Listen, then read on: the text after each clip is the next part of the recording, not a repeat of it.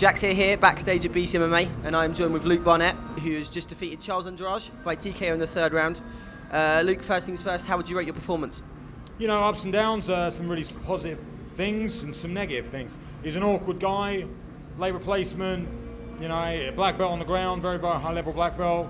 I was in some tricky spots, but he's just an unorthodox guy, came out quite unorthodox, and I really feel like it was fitness and athleticism that won me the fight more than anything. But yeah, no, I'm happy. Another win. You know, that's 2 in a row now. I'm fighting again in May, so I'm straight on to the next one now. Straight back in the gym, and I'm on it.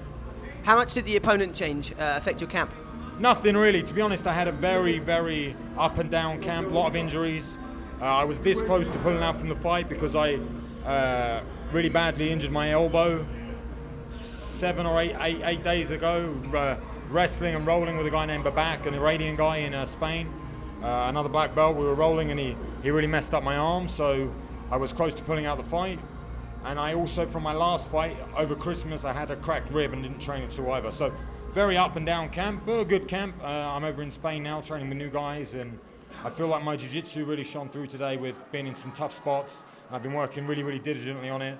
I won a gold medal at the Madrid Open in jiu-jitsu. I'm training with a new black belt called Santu Lilios under Roger Gracie. And, I really felt confident in my jiu-jitsu today, which is something I'm very proud of, you know. There was one point in the second round where you had an Achilles lock. It looked quite tight. I mean, how close was he to finishing or not at all? Nowhere near. I honestly wasn't at all. At the very beginning of it, it was a bit worrying, and then I turned, and he was going to go for a heel hook, and he had to change to the Achilles, and there was nothing there really. He was just holding on. Hit him a few times and he gave up on it. That's what I mean. I was very confident there. Been drilling that a lot, and I felt there was no real chance of it. So I felt good there, and I got out pretty easy. So up next, Mayhem Miller in May for Venator. Mayhem's had some interesting comments, to say the least. Do you believe what he said when he thought he was actually fighting Josh Barnatt, or do you think he's just trying to play the game? I think he's a clever guy. You know, I think a lot of people give him a lot of abuse, and you know, he's got some problems, but he's an intelligent guy. You know, he has to be. I think he has unlocked a few parts of his brain, smoking all the drugs that he's had. So he's got a lot more to work with than a lot of people. He's a clever guy and a funny guy. I watched a couple of his podcasts or whatever he does, vlogs or whatever you call them, and talking about me and Josh and all that stuff's quite funny. But I watched it towards the end, and it's hilarious. It's like some black guy on the guitar plays him out, like some soul singer or something.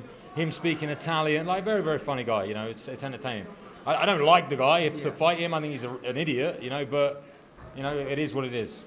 He's had a lot of legal issues recently, especially since he hasn't fought in MMA for nearly 4 years now, I believe. Mm-hmm. Do you expect him to make it to the fight? I mean, I'm training to beat anybody. I don't care who turns up on the day, you know. I'm pretty aware that it's a 50-50 thing. I hope he does turn up. It's a good win for me. Yeah. You know, a good guy for me to face.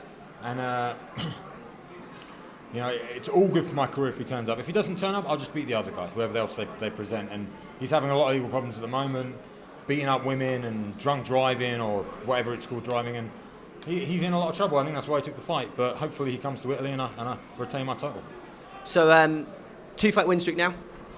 How many more do you think you would need before you'll get the call back from the UFC? I really honestly feel I speak to Joe over at the UFC quite a lot. I'm going to talk to him now and tell him I just won this fight. He's aware of my situation.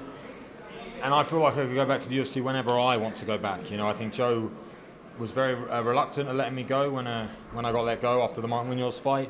And he had to do it because I was on a 3-fight losing streak. And I think he'd have me back whenever I want to come back, really. And I think I want a few more under my belt. You know, I'm happy I've been winning. I won my last 2 fights, but both of those have had problems with the performances. I haven't been performing the way I want to perform, the way I used to perform. And I'm getting back there slowly. You know, my last 6 months, my journey, my life has been very hectic. I've moved country, I've got married, I've changed gym, I've changed coach. A lot's been going on, you know, and I've had 2 sketchy performances.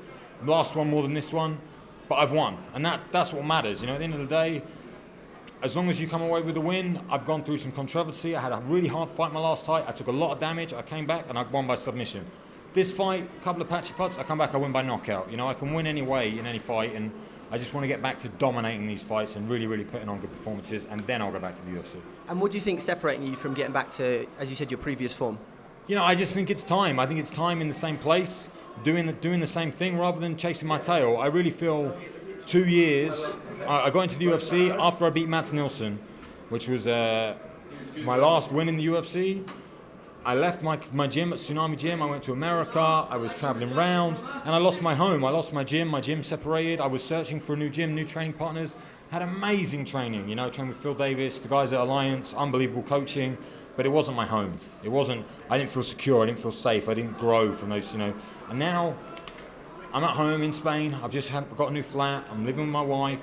Everything's starting to settle. I'm getting my coaching in place.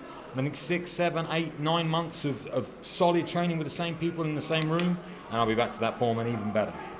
Got it. So once again, congratulations. Have you got anyone you'd like to thank? Really, I'd like to thank, like I just said, I've been up and down in my career recently. I've had people follow me. People in this building today, I'm back at my home in Essex. People in this building follow me to 3 different continents to fight. You know, I've been to Asia, I've been to America, and I've been in Europe, and I've fought all over the world, and I've had people follow my career, be there for me when I lose, be there for me when I win, and everyone who watches my fights and supports me, you know, they're the people I really, really want to thank. And I want to thank Jack Mason, who is the organizer here at BCMMA, for not only getting me a great fight in Rafael Silva, who pulled out because of his 1 FC chance, and then he got another great fight for me. You know, they looked after me great, and I think it's been a fantastic show. So I really want to thank everyone who's come, all the people that have supported me over the last 3 years when I've had an up and downs. And I want to thank Jack because he's the guy I started with and he's brought me here again. Luke, congrats once again. Thank you very much for your time. Thank you very much.